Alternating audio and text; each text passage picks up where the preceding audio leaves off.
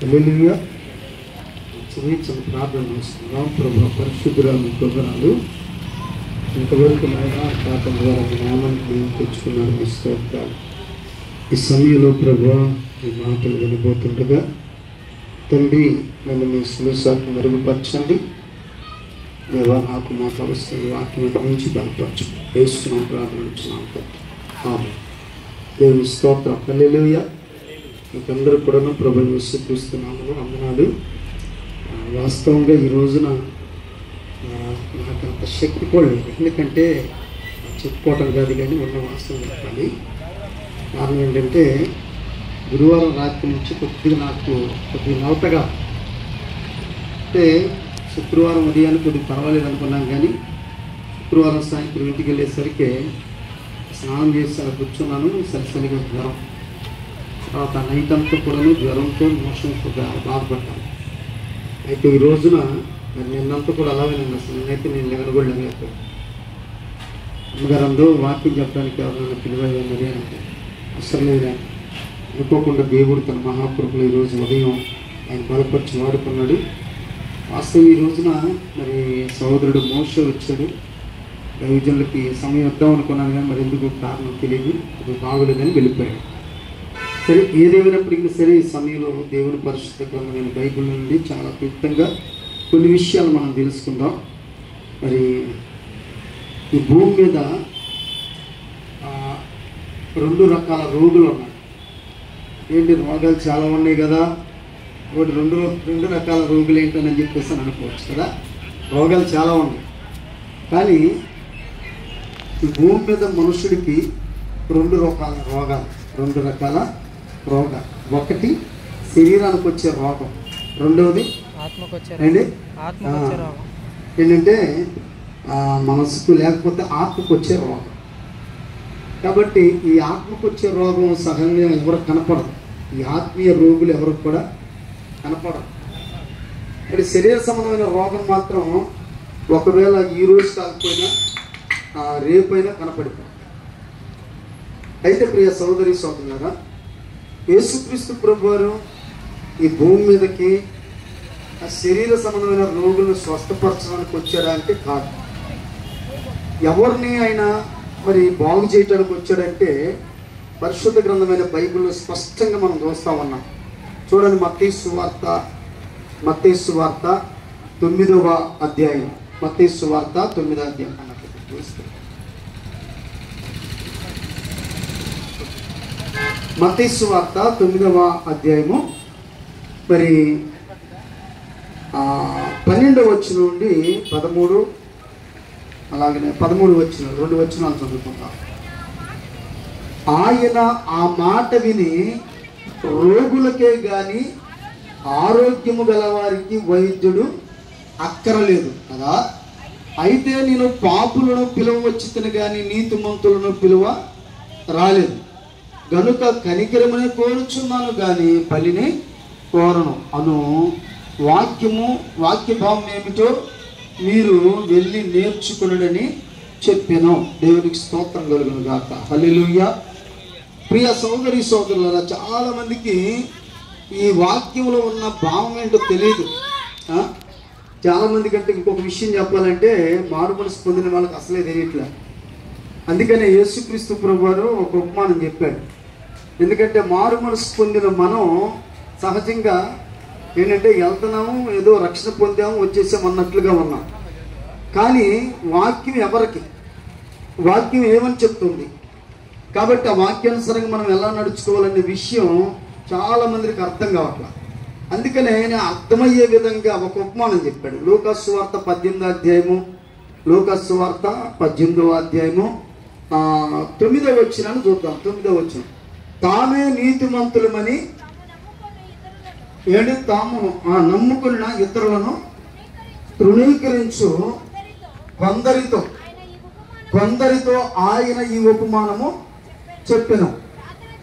ప్రార్థన చేయుటకై 2 మనుషులు దేవాలయమునకు వెళ్ళిరి. వారిలో ఒకడు పరిచయుడు, ఒకడు సుంకరి. పరిచయుడు నిలబడి, దేవా, నేను చోరులను అన్యాయస్తులను, వ్యభిచారులైన ఇతర మనుషుల వలె నైనను ఈ సుంకరి వలనైనను ఉండనందుకు నీకు కృతజ్ఞతాస్తుతులు చెల్లించుచున్నానండి. ఏంటి? వారమునకు 2 మారులు ఉపవాసము చేయుచున్నాను. నా సంపద అంతటిలో 10వ వంతు చెల్లిస్తున్నాను. ఏంటి? తనలో తాను ప్రార్థిస్తున్నాడు. ఇక్కడ మనం ఒక్క నిమిషం, ఇక్కడ 2 వ్యక్తులు, ఒకడు ఏంటి సుంకరి, ఒకడు పరిచయుడు. ఈ యొక్క పరిచయుడు అనే వ్యక్తి ఏంటి ప్రార్థన చేయడానికి దేవాలయంలోనికి వెళ్ళాడు. సుంకరు కూడా వెళ్ళాడు. అయితే ఈ పరిచయుడు ఏమని ప్రార్థన చేస్తున్నాడంటే, సరే ఆయన చేసిన ప్రార్థనలో ఒక్క విషయం కొద్దిగా పొరపాటుగా మనకు కనపడతా ఉంటుంది. దాన్ని గ్రహించాలి మనం. ఏంటంటే తను ఉపవాసం ఉంటున్నాడని చెప్పాడు దేవునికి. అందును బట్టి దేవునికి స్తోత్రం, హల్లెలూయా. రెండవది ఏంటి? నేను వ్యభిచారిగా కానీ దొంగ కానీ నేను లేనందుకు నీకు స్తోత్రం అన్నాడు. అందును బట్టి దేవునికి స్తోత్రం. తర్వాత ఏంటి ఆయన ఏమన్నాడంటే, ఇదిగో నా యొక్క సంపాదనలో 10వ భాగం ఇస్తున్నాను అని దేవుని స్తుతించాడు. అందును బట్టి కూడా దేవునికి స్తోత్రం. అయితే ఈ ఉపవాసానికి తర్వాత ఇదిగో ఆయన మరి నేను ఆ దశమ భాగానికి ఇస్తున్నాను అనే విషయానికి అంటే మధ్యలో ఒక మాట ఉంది. ఎవరి పేరు ఎత్తాడు అక్కడంటే ఏంటి? సుంకర్ పేరు ఎత్తాడు కదా. సుంకర్ పేరు ఎత్తాడు. అంటే సుంకర్ని ఈయన ఎలా ఎంచుకున్నాడంటే నీచమైన వాడిగా ఎంచుకున్నాడు కదా. ఏంటి? పనికిరాని వాడిగా ఎంచుకున్నాడు. ఏంటి? ఈ సుంకర్ని దౌర్భాగ్యుడిగా ఎంచుకున్నాడు. ఇక మనం ఇలా చూసుకుంటే రకరకాలుగా మాట్లాడుకోవచ్చు. కానీ ఈయన ఎలాగ ఎంచుకున్నాడు. ఈ దినాల్లో మనం కూడా అంతే. ఏంటి? ఎవరైనా సరే కొద్దిగా పాడైపోతున్నారంటే వారికి ఉన్న చెడు అలవాట్లను బట్టి పాడైపోతుంటే వాళ్ళని గురించి రకరకాలుగా మనం మాట్లాడుతూ ఉంటాం. రకరకాలుగా వాళ్ళని మరి ఒక రకమైన విధానంతో వాటిని చూస్తూ ఉంటాం. కానీ యేసుక్రీస్తు ప్రభువు అలా చూడలేదు. హల్లెలూయా. ప్రియ సోదరి సోదరులారా, మనం మరలా మత్తయి సువార్తలోనికి వెళ్ళినట్టయితే ఈ మత్తయి సువార్తలో ఏంటి 11వ వచనంలో ఏంటి చూడండి, ఆయన ఈ మాట ఎందుకు చెప్తున్నా 12వ వచనంలో ఆయన ఈ మాట ఎందుకు చెప్తున్నాడంటే 9వ వచనం నుంచి మనం చదువుగా 10వ వచనం నుంచి చదువుదాం. 10వ వచనం 9వ అధ్యాయం 10వ వచనం ఏంటి? ఇంటిలో భోజనమునకు యేసు కూర్చుండగా ఇదిగో సుంకరులను పాపులను అనేకులు వచ్చి ఆయన యొద్దకు ఆయన శిష్యుల యొద్దకును కూర్చుండిరి. పరిచయులు అది చూసి ఏంటి మీ బోధకుడు సుంకరులతోనూ పాపులతోనూ కలిసి ఎందుకు భోజనము చేయుచున్నాడని ఆయన శిష్యులను అడిగిరి. అంటే చూడండి ప్రియ దేవులారా, ఆయన ఎవరితో కలుస్తున్నాడు? అంటే పాపులతోనే కలుస్తున్నాడు. అసలు వచ్చింది దేనికైనా? దేనికి వచ్చాడు? నీతిమంతుల కోసం వచ్చాడా? నీతిమంతుల కొరకు రాలేదు. ఆయన ఎవరి కోసం వచ్చాడంటే పాపుల కోసమే వచ్చాడు. ఎవరు పాపులు? ఏంటి? వాక్యాన్ని అంగీకరించకుండా ఏంటి ప్రియ దేవులారా, ఈ లోకంలో నశించిపోతున్న వారందరూ కూడా పాపులే. ఏంటి? వాక్యానుసరమైన నడవడిక లేని వారందరూ కూడా పాపులే.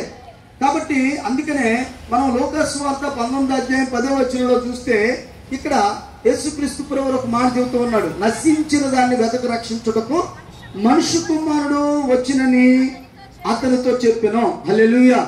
ప్రియ సోదరి సోదరులారు, ఎందుకు వచ్చాడయ్యా యేసుక్రీస్తు వారంటే ఎవరైతే నశించిపోతున్నారు, ఇవాళ చాలా మంది చాలా రకాలుగా నశించిపోతున్నారు. వాళ్ళని చూసి మనమేమనుకుంటామంటే ఏంటి వీడు బ్రతికేంటి అని చెప్పేసి మనం అనుకుంటా ఉంటాం. చాలా సులకనంగా వారిని గురించి మాట్లాడతాం. చాలా చిన్నతనంగా వారిని చూస్తూ ఉంటాం. కానీ ప్రియ సోదరి సోదరులారా, నేను గతంలో మీకు ఒకసారి చెప్పాను. ఏ మనుషుడు కూడాను తృణీకరింపబడిన వాడు కాదు. తృణీకరిస్తే ఎవరు తృణీకరించాలి? దేవుడు మాత్రమే తృణీకరించాలి. కానీ మనుషులమైన మనం ఏ మాత్రము కూడా తృణీకరించడానికి మనకు అధికారం లేదు.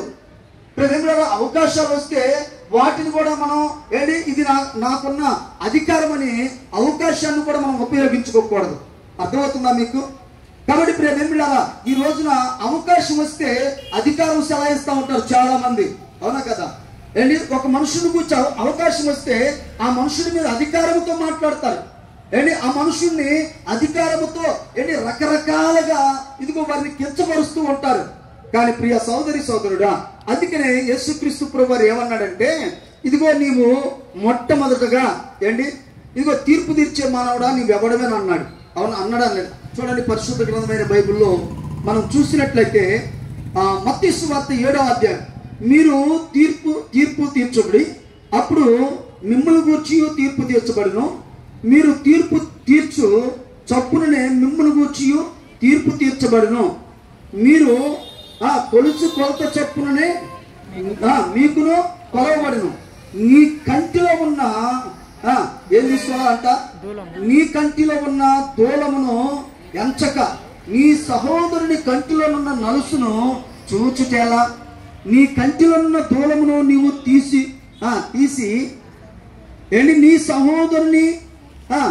నీ సహోదరుని చూసి నీ కంటిలో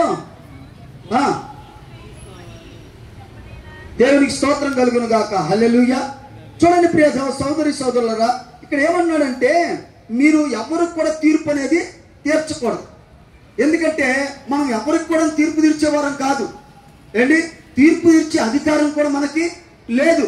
కాబట్టి ప్రియ, ఎందుకంటే మనకు తెలియకుండానే మనము కూడా ఏం చేస్తున్నాం పాపం చేస్తున్నాం. వాక్యానికి వ్యతిరేకంగా నడిచే ప్రతి ఒక్కరు కూడా పాపులే. ప్రజలారా, వాక్యానికి వ్యతిరేకంగా నడిచే ప్రతి ఒక్కరు కూడా చిన్నవారే కావచ్చు, పెద్దవారే కావచ్చు, లేకపోతే మరి ఇంకెవరైనా కావచ్చు, ఆడవారే కావచ్చు, మగవారే కావచ్చు, ఎవరైనా సరే వాక్యములకు వ్యతిరేకంగా నడిచే వారందరూ కూడా పాపులే. అందుకనే పరిశుద్ధ గ్రంథమైన బైబిల్లో ఏమనుందంటే, నీతిమంతుడు లేడు, ఒక్కడును లేడు. మనుషులందరూ కూడా పాపం చేశారు, దేవుడిని గురించి మహిమను పొందలేకపోతున్నారు. అందరూ పాపులే.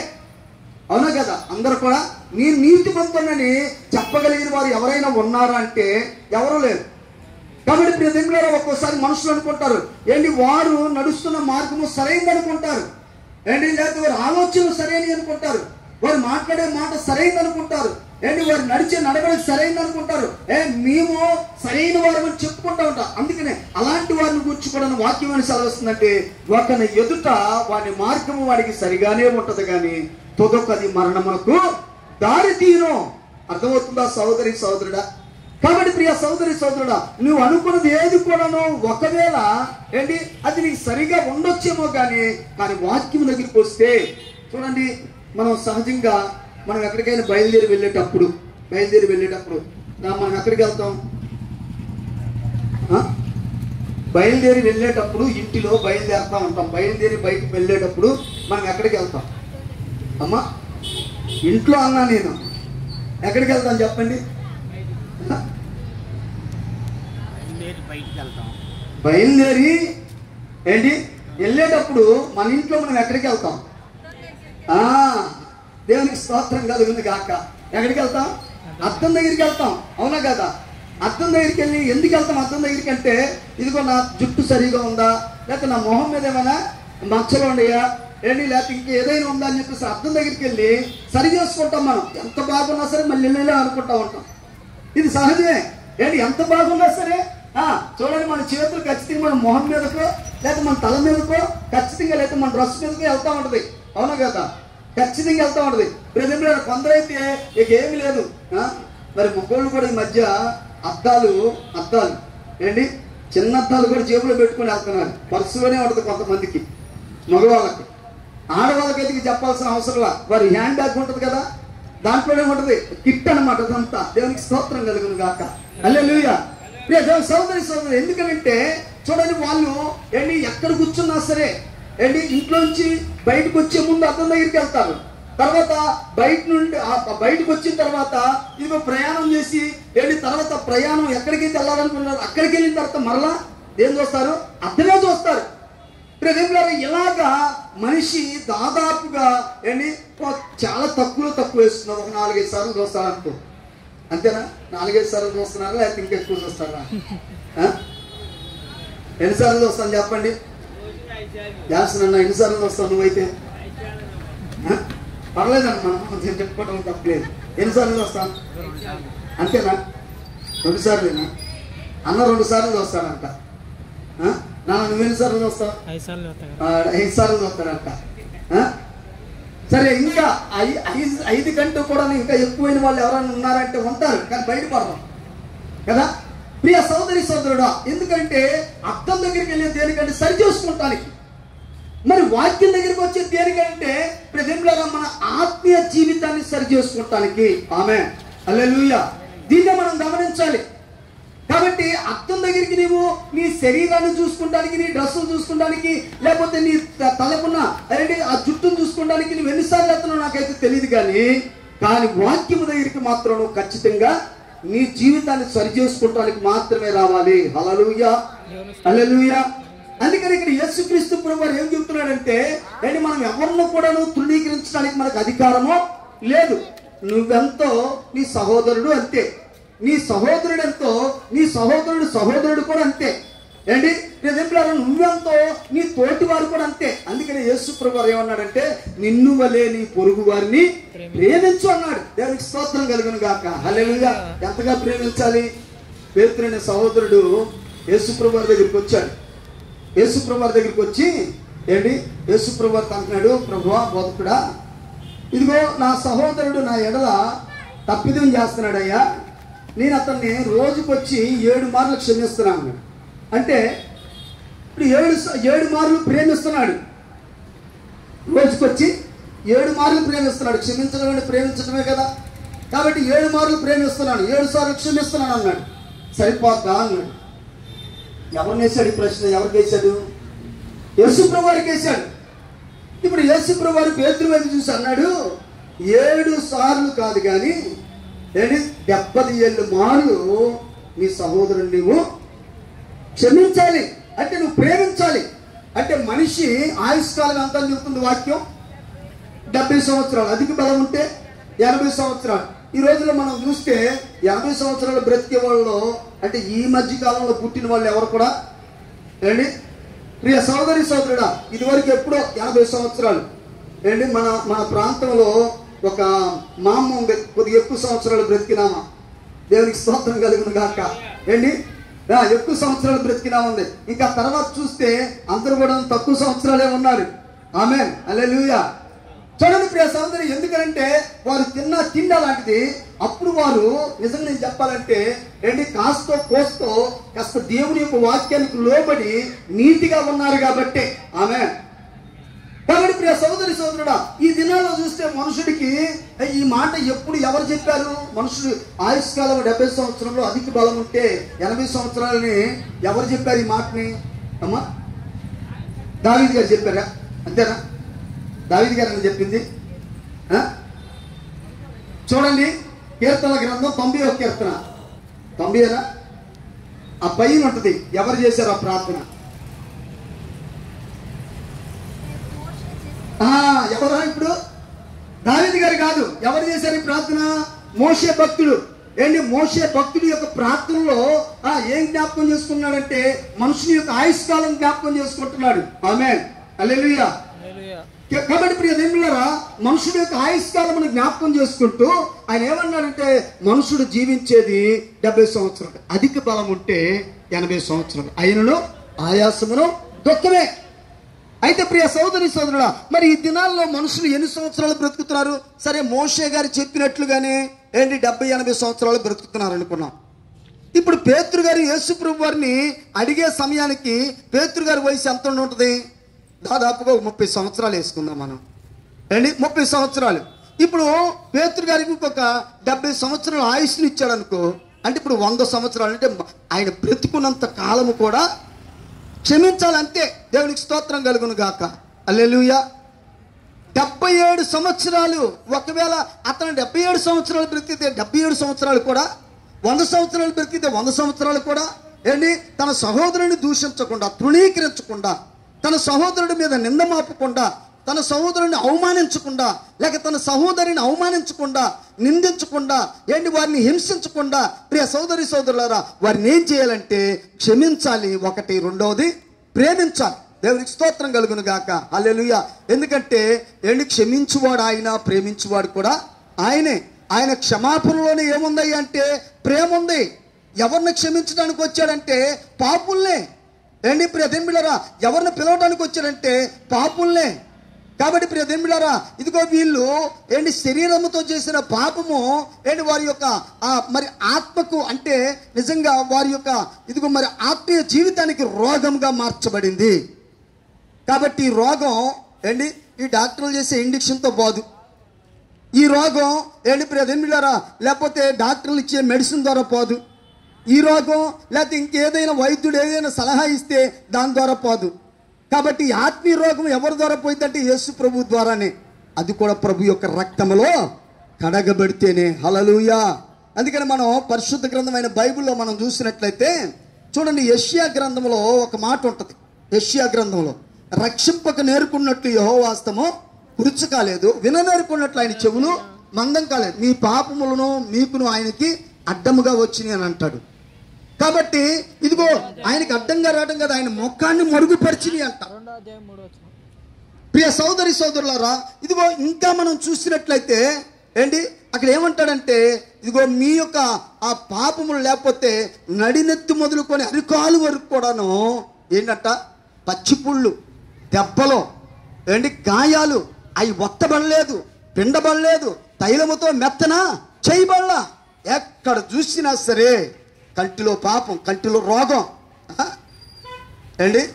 ఒకవేళ కంటికి పొర వచ్చిందనుకో, పొరను చొక్కడాలి అంటారు. అవి వచ్చినాకో తీసుకెళ్ళి ఆపరేషన్ చేస్తే క్లియర్ అయిపోతాయి. కిడ్నీలకి ఇన్ఫెక్షన్ వచ్చింది కాబట్టి దానికి కూడా మెడిసిన్ వాడితే ఆ ఇన్ఫెక్షన్ పోయింది. తర్వాత గుండెకి ప్రాబ్లం వచ్చింది. వాల్స్లు ఎన్ని ఉంటాయి గుండెకి? ఎన్ని వాల్స్ ఉంటాయి? 4 ఉంటాయి. 4 వాల్స్ ఉంటాయి. ఈ 4ట్లో 1 2 పాడైపోయింది అనుకో, మళ్ళీ వేయాలి, ఖచ్చితంగా వేయాలి. కిడ్నీలు ఎన్ని ఉంటాయి మనిషికి? 2 ఉంటాయి కదా. కాబట్టి ఇదిగో వీటికి ఉన్న వాటిని సరి చేయటానికి డాక్టర్లు ఉన్నారు. కానీ ప్రియదేమిలారా, ఇదిగో మనం చూసినట్లయితే కంట్లో పాపం, నోట్లో పాపం. నోట్లో పాపం ఏంటి? ఇతరుల గురించి మనం చెడుగా మాట్లాడటమే పాపం. కాబట్టి ఇదిగో ఈ పాపమును బట్టి మనిషి పాపి అయిపోతున్నాడు. చేతుల్లో పాపం. అందుకని కీర్తనకారుడు అంటాడు, అయ్యా ఇదిగో నన్ను ఏం చేస్తామంటే ఇదిగో నన్ను కడుగు శుద్ధీకరించి అంటాడు. తర్వాత ఇదిగో నా వేళ్లను మీరు బలపరచండి అంటాడు, పరిశుద్ధపరచమని కోరుకుంటూ ఉంటాడు. ఆమేన్, హల్లెలూయా. కాబట్టి ప్రియమైన సహోదరి సహోదరుడా, నువ్వు సత్యాన్ని గుర్తెరగాలి ఈ రాత్రికాల సమయంలో. కాబట్టి ఏ రోగమో దేని చేత ఇదిగో మరి ఆ శుద్ధీకరించబడితో నువ్వు గ్రహించాలి. శరీర సంబంధమైన రోగము ఇదిగో ఈ లోకంలో మరి ఆ సైంటిస్టులు చేయబడిన మెడిసిన్ ద్వారా ఇదిగో మరి ఆ రోగం ఒకవేళ కుదిరించబడిద్ది, ఆ రోగం సరైద్ది. కానీ ఆత్మ సంబంధమైన రోగం, ఆత్మకున్న రోగం మాత్రం ఈ ఇండిషన్ల ద్వారానో, టాబ్లెట్ల ద్వారానో, టానిక్ల ద్వారానో, లేదా పసరల ద్వారానో ఇదిగో ఇది శుద్ధీకరించబడదు. ఈ రోగం పోవాలంటే యేసుక్రీస్తు వారి యొక్క రక్తం వల్లనే. హల్లెలూయా, హల్లెలూయా. కాబట్టి ఇప్పుడు ఆయన రక్తములో శుద్ధీకరించబడటానికే ప్రియదేమిలారా, ఇప్పుడు యేసుక్రీస్తు ప్రభు వారు ఈ లోకానికి వచ్చి ఆయన తన ప్రాణములు పెట్టింది. అందుకే ఆయన ఎంతగా మనల్ని ప్రేమిస్తున్నాడంటే నిజంగా పాపులమైన మనల్ని. అందుకనే కీర్తనల యోహాను సువార్త 3వ అధ్యాయము 16వ వచనంలో చూస్తే ఒక ఆయనంట వాక్యం చెప్పడానికి ఒక మందిరానికి వెళ్ళాడు. మందిరానికి వెళ్ళి ఈ పాస్టర్ గారు వాక్యం చెబుతున్నాడంట. చెప్తా ఇదిగో యోహాను 3:16 అంటున్నాడంట. సంఘంలో పెద్దలు ఉంటారుగా, సంఘంలో పెద్దలు, ఈ పెద్దలకి కొద్ది పౌరుషం ఎక్కువ, వాక్యానుసారంగా నడవరు. కానీ మొత్తం మీద మాత్రం సంఘంలో పెత్తనాలు మాత్రం బాగా చేస్తూ ఉంటారు. అయితే ఈ పెత్తనం చేసి ఈ పెద్ద అన్నాడంట, పాస్టర్ గారు అన్నాడు. ఏంటయ్యా, ఇందాక నుండి చూస్తున్నా, యోహాను అంటున్నావు బాగానే ఉంది, 3 అంటున్నావు బాగానే ఉంది, 16 అంటున్నావు బాగానే ఉంది, ఏంటి నీ సంగతి అన్నాడు. అవునే, నేనేం చెప్పాను? నేనేం చెప్పలేదు. యోహాను 3:16 నువ్వు ఇందాక నుండి చెప్పేది నా కోసమే అన్నాడంట. ఎవరి కోసం చెప్పేది? నా కోసమే. అదేంటయ్యా, నీ కోసం నేను చెప్పలేదు, బైబిల్లో ఉందా యోహాను సువార్త, ఇదిగో మరి 3వ అధ్యాయం ఉంది, 16వ వచనం ఉంది, 16వ వచనం ఉందంటే ఏం కాదు, నువ్వు చెప్పేది నా కోసమే. అసలు నీ కోసం చెప్తున్నావు, నువ్వేందనుకున్నావు అంటే నా పేరు యోహాను, నాకు 3 భార్యలు ఉన్నారు, ఈ 3 భార్యలకు కలిపి 16 మంది పిల్లలు ఉన్నారు. అంటే ఇప్పుడు నువ్వు నన్ను ఎత్తు చూపించడానికి వచ్చావు, మా పాస్టర్ గారు కూడా అందుకే నన్ను మిమ్మల్ని పిలిపించింది అని చెప్పేసి అని అంటున్నాడండి. ఇచ్చిన ఆయన అది కాదు, చూడు అక్కడ ఏముందో అని అప్పుడు అక్కడ వాక్యం చూపించాడంట. ఏముంది అక్కడ? దేవుడు లోకమును ఎంతో ప్రేమించును కాగా ఆయన తన అద్వితీయ కుమారుడిగా పుట్టిన వాని యందు విశ్వాసముంచు ప్రతివాడును నశింపక నిత్య జీవం పొందినట్లు ఆయనను అనుగ్రహించును. హల్లెలూయా. దేవుని ప్రేమ ఇక్కడ కనపడుతుంది, యేసుక్రీస్తు వారి త్యాగం కనపడుతుంది. దీన్ని చూసుకోవట్లే ఎవరు కూడా కదా, దేవుని ప్రేమను గమనించట్లా, యేసుప్రభు వారి యొక్క త్యాగం కూడా కనపడట్లా. ప్రియదేవులారా, నిజంగా దేవాతి దేవుడైన ప్రభువే సర్వమానవాళ్ళని ప్రేమిస్తున్నాడు కాబట్టి ఆ దేవుని యొక్క కృపలో సృజించబడిన నేను ఎందుకు ప్రేమించకూడదన్న ఆలోచన వస్తుందా ఏంటి? వాడు తాగుతున్నాడు అనుకోండి, ఇంకోటి చేస్తుంటే ఏంటిడు వీడి అమ్మ బాబు వీడికి సరిగ్గా చెప్పట్లా కదా, ఇదే కదా మనం అనేది. వీడు యొక్క ఆ కుటుంబీకులు ఎవరు కూడా వీడికి చెప్పట్లా. ప్రియ దేవుని సోదరులారా, ఇదే కానీ ప్రతిదానికి ఒక సమయం ఉంది. హల్లెలూయా. ప్రతిదానికి సమయం ఉంది. అందుకనే ప్రియ సోదరుడా, ఒకవేళ నేను అనుకున్నాను ఇంకా నీవు ఏంటి ఇదిగో పాపములో నశించిపోతున్న నీకు ఇదే మిక్కిలి అనుకూలమైన సమయం కావచ్చు. ఆమె ఇది నీ కొరకైన రక్షణ దినం కావచ్చు. కాబట్టి అలాంటి నీ కొరకు నియమింపబడిన ఈ సమయాన్ని, నీ కొరకు నియమింపబడిన ఈ రక్షణ దినాన్ని నీవు నిర్లక్ష్యం చేయకూడదు. హల్లెలూయా. చూడండి, లూకాసు సువార్త మనం 19వ అధ్యాయాన్ని మనం చూస్తే ఈ 19వ అధ్యాయంలో 40వ వచనాన్ని చూద్దాం. 40వ వచనం. ఆయన వారిని చూసి, ఇక్కడ ఏం జరుగుతుందంటే యేసుక్రీస్తు ప్రభు వారు ఆ యెరూషలేము పట్టణములో ఆ వీధుల్లో వెళ్తూ ఉన్నాడు. దేని మీద వెళ్తున్నాడు ఆయన? ఆయనకు ఒక వాహనం ఉంది అక్కడ. ఏం వాహనం అది? గాడిద. అవునా? మనం మట్లా జ్వరం జరుపుకుంటాం కదా, గాడిద మీద ఆయన కూర్చోబెట్టారు. ఆ గాడిద మీద ఆయన కూర్చున్నాడు. ఈ గాడిద నడుస్తున్న ముందు కొమ్మలు పరుస్తున్నారు, బట్టలు పరుస్తున్నారు, చక్కగా ఇది వెళ్తా ఉంది. అక్కడ ఉన్న వాళ్ళందరూ కూడాను ఇక దేవుణ్ణి మహిమపరుస్తున్నారు. సర్వోన్నతమైన స్థలంలో దేవునికి మహిమయు అని వీళ్ళు వారు చూసిన అద్భుతములన్నింటిని కూర్చి గానపతి గానములు చేస్తూ కేకలు వేస్తూ వెళ్తున్నారు. ఈ కేకలు వింటున్న కొంతమందికి నచ్చల. ఆ జన సమూహంలో ఒక గుంపు ఉంది. ఈ గుంపు అంటుంది కదా, యేసుప్రభు బోధకుడా నీ శిష్యులను కట్టింపుము ఆయనతో చెప్పగా ఆయన వారిని చూసి వీరు ఊరకుండిన ఎడల ఈ రాళ్ళు కేకల వేయను అని అన్నాడు. ఆ తర్వాత ఆయన ఏమన్నాడంటే, ఆయన పట్టణమునకు సమీపించినప్పుడు దానిని చూసి దాని విషయమై ఏడ్చి నీవును ఈ నీ దినమందైనను సమాధాన సంబంధమైన సంగతులు తెలుసుకుంటే నీకెంతో మేలు. ఒకవేళ నువ్వు అనుకోవచ్చు రాత్రికాల సమయంలో ఎర్రోడు అంత గట్టిగా కేకలేసి బోధిస్తున్నాడు అని చెప్పేసి అనుకోవచ్చు. ఒకవేళ నేను అయితే క్రీస్తు విషయమైన వెర్రోడిని అయితే అవ్వచ్చు. దేవునికి స్తోత్రం కలుగును గాక. హల్లెలూయా. కానీ ఈ ఎర్రోని దేవుడు నిలబెట్టుకొని నీకేం చెప్తున్నాడంటే, ఇదిగో త్రాగుడి చేత, పాపము చేత, గంజాయి చేత, ఇంకా అనేక రకాల వ్యసనములతో నశించిపోతున్న నీకేం చెప్తున్నాడంటే, ప్రియదేవులారా ఇదిగో ఇది నీకు రక్షణ దినం. ఆమేన్. హల్లెలూయా. ఏ దినం అంట? ఇది నీకు రక్షణ దినం. ఇదే మిక్కిలి అనుకూలమైన సమయం. ఒకవేళ దీన్ని కాదనుకొని నువ్వు కాళ్ళదన్నేసి వెళ్ళిపోయావా, జాగ్రత్త. ఎవరిని మిరుగుదువా అని వెదగుచూ తిరుగుతున్న అపవాదనేవాడు ఒకడున్నాడు. ఉన్నాడా లేడా? వాడు తిరుగుతా ఉన్నాడు. వాడు ఎక్కడెక్కడ తిరుగుతున్నాడంట? చూడండి, ఇర్మియా గ్రంథం 9వ అధ్యాయాన్ని మనం చూస్తే, ఇర్మియా గ్రంథం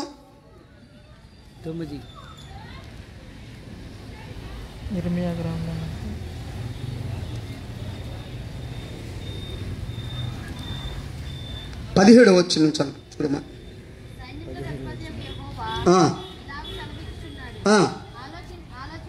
ఆలోచింపుడి,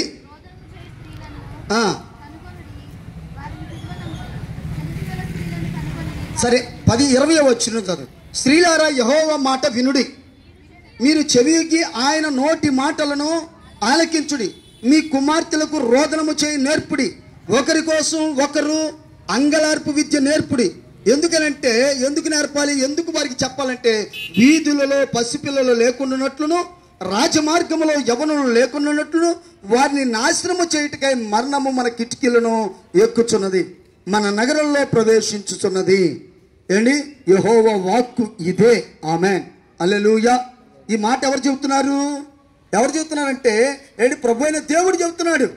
ఇదిగో వీధుల్లో అలానే రాజమార్గంలో ఇదిగో అపవాది అనేవాడు తిరుగుతున్నాడు. ఎందుకు తిరుగుతున్నాడంటే వాడు నిన్ను మిరంగటానికి, వాడు మన కిటికీలు ఎక్కుతున్నాడు. ఎందుకనంటే ప్రజల సందు దొరికితే చాలు జ్వరబడి వాడు నిన్ను లాగివేయటానికి.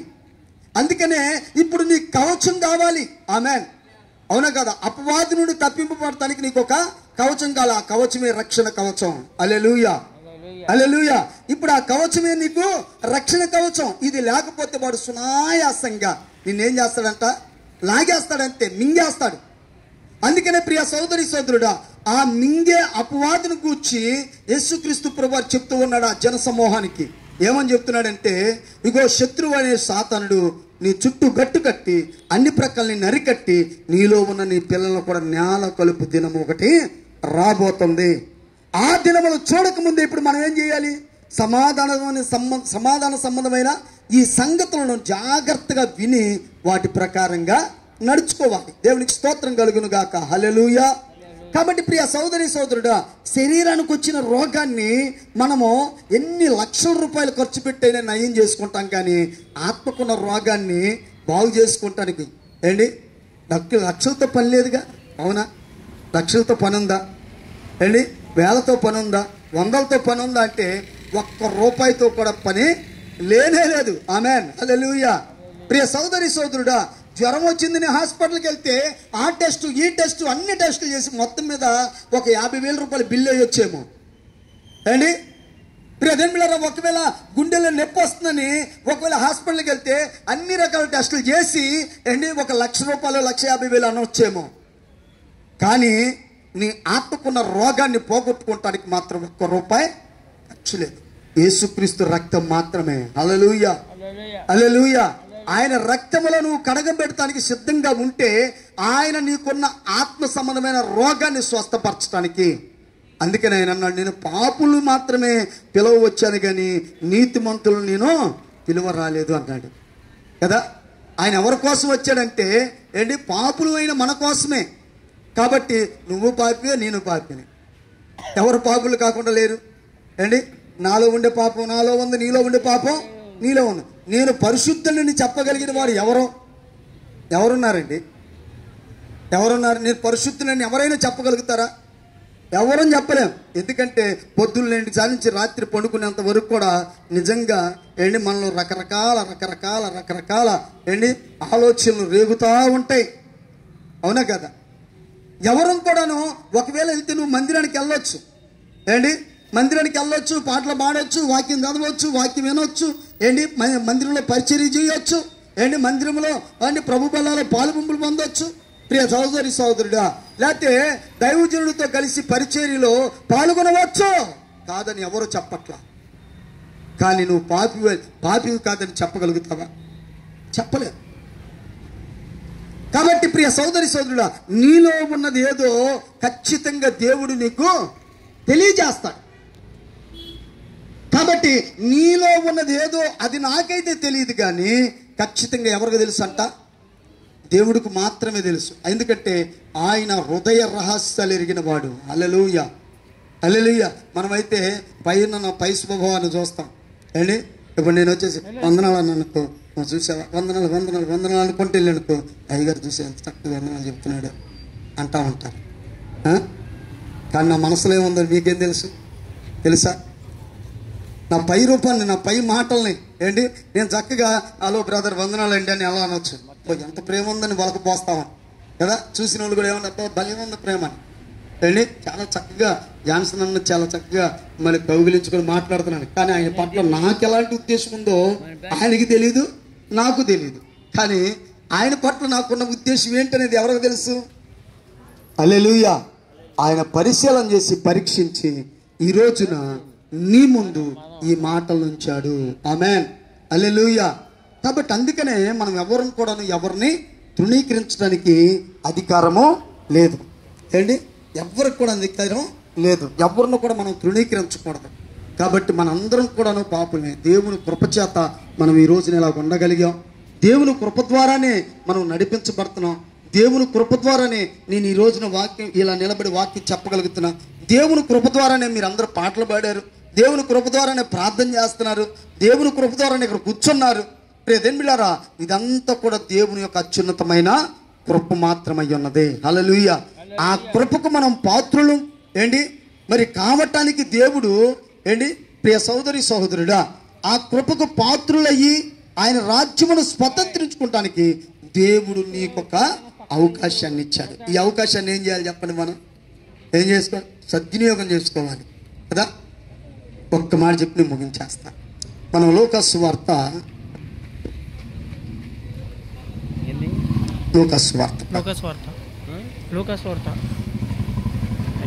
మత్తయి సువార్త చెప్తాం.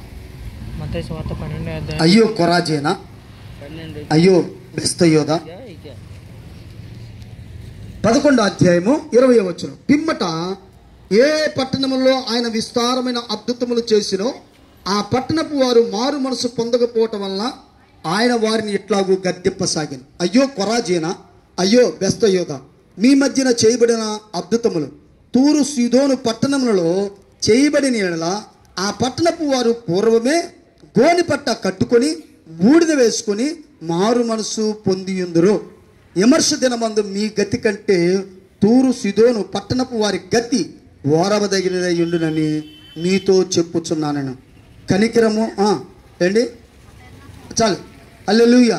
చూడండి ప్రియ సహోదరి సహోదరులారా, ఆయన ఒక సమయం ఇచ్చాడు, అద్భుతాలు చేశాడు. ఈ రోజున నిజంగా మనం బ్రతుకున్నామంటే, ఈ రోజున నిజంగా మనం ఇలాగున్నామంటే ఏంటి ఆయన మన పట్ల చూపిన ప్రేమ, ఆయన ఒక అత్యున్నతమైన కృప ఉన్నది. కాబట్టి ఆయన దేనికి మనకి ఇలాంటి యొక్క ఇలాంటి యొక్క కృపను అనుగ్రహించాడంటే ఇంకా మనము ఏంటి మారు మనసు పొందకపోతే మారు మనసు పొందాలి. మారు మనసు పొందామంటే మేము ప్రభు బల్లలో కూడా పాల పంపులు పొందుతున్నాం అనుకున్న వాళ్ళు కూడా ఖచ్చితంగా ఏం చేయాలి చెప్పండి? నేను సూటిగా అడుగుతున్నాను. ఇవాళ మారు మనసు పొంది బల్లారాధన ఎంతమంది తీసుకున్నారు చెప్పండి? తీసుకున్నారా? ఎవరిని కూర్చి కూడా మీ మనసులో ఏమనుకోలేదా? ఎవరిని ఏమనకుండా ఉన్నారా? ఇంకొక విషయం ఏంటంటే నీ మీద నీకే అసహ్యం కలగలేదా? నీ మీద నీకే ఏంటి చి ఎందుకు అని అనిపించలేదా? మరి ఇది పాపం కదా? అలాంటి నువ్వు పాపివు కాదా?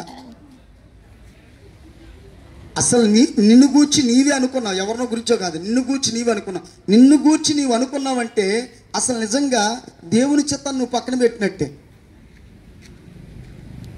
దేవుని చిత్తాన్ని పక్కన పెట్టినట్టే. అసలు నిన్ను గూర్చి కూడా నీవు అసభ్యకరంగా ఎంచుకోకూడదు. ఎందుకంటే నువ్వు సామాన్యమైన వ్యక్తివి కాదు. దేవుని కంటే కొంచెం తక్కువ వాడిగా చేయబడ్డావు. దేవుడు నీకు ఆధిపత్యం ఇచ్చాడు, అధికారం ఇచ్చాడు. అలాంటి ప్రియ సోదరి సోదరుడా, నీవు సామాన్యురాలివి కాదు, సామాన్యుడైన వాడివి కూడా కాదు. ఇంకొక మాట చెప్పాలంటే వేదనకరమైనది ఏది కూడా నీ ముందు ఉండదు అని ప్రభువు చెప్పాడు. హల్లెలూయా. కాబట్టి ఎప్పుడు కూడాను చూడండి, అలాంటి మనం అనుకున్నాము, అలాంటి మనం కూడా ఖచ్చితంగా మారు మనసు పొందాలి. దినదిన రక్షణ మనకు అవసరం. హల్లెలూయా, హల్లెలూయా. ఇక మారు మనసు పొందని వారి సంగతి ఏంటయ్యా అంటే ఖచ్చితంగా దేవునికి సమయం ఇస్తున్నప్పుడు నీ పాపాన్ని వదిలిపెట్టకుండా నువ్వు అలాగనే ఉన్నట్లయితే ఒక దినం రాబోతుంది, నువ్వు గుండెలు బాదుకుంటావు. ఆ దినమున ఎవరు కూడా నిన్ను కాపాడు. ఆ దినమున నువ్వు కాపాడబడాలంటే ఖచ్చితంగా క్రీస్తు యేసు రక్తంలో కడగబడటానికి దేవుడు నీకు ఒక అవకాశం ఇచ్చాడు. ఏమిచ్చాడు? మరిదాస్ ఏమిచ్చాడు? చెప్పు, ఏమిచ్చాడు దేవుడు నీకు? ఒక అవకాశం. దేనికోసం? రేపొద్దున ఒక నైట్ దేనికి ఇచ్చాడు అవకాశం? మారటానికి. ఈ రోజున గొడవ చేయటానికే కాదు, మారు మనసు పొందటానికి దేవుడు నీకు ఒక అవకాశం ఇచ్చాడు. అవకాశాన్ని సద్వినియోగం చేసుకోవటం ఎవరి బాధ్యత? నీ విలువను నువ్వే కాపాడుకోవటానికి దేవుడు నీకు ఒక అవకాశం ఇచ్చాడు. అవకాశాన్ని సద్వినియోగం చేసుకో. నీ పాప రోగాన్ని విడిచిపెడటానికి ప్రభు మీద ఆధారపడు. నీ పాప రోగాన్ని కొట్టివేయడానికి సిద్ధంగా ఉన్నాడు. అలాంటి నీ జీవితంలో దేవుని కృప అత్యధికంగా ఉంటుందని ప్రభు పేరట నేను మీకు మనవి చేస్తూ ఈ వాక్యాన్ని ముగిస్తున్నా. దేవుడి మాటలు మన కొరకు దీవించి ఆశీర్వదించునుగాక. ఆమేన్. ప్రార్థన చేసుకుందాం అందరం కూడా. ఒక్క నిమిషం.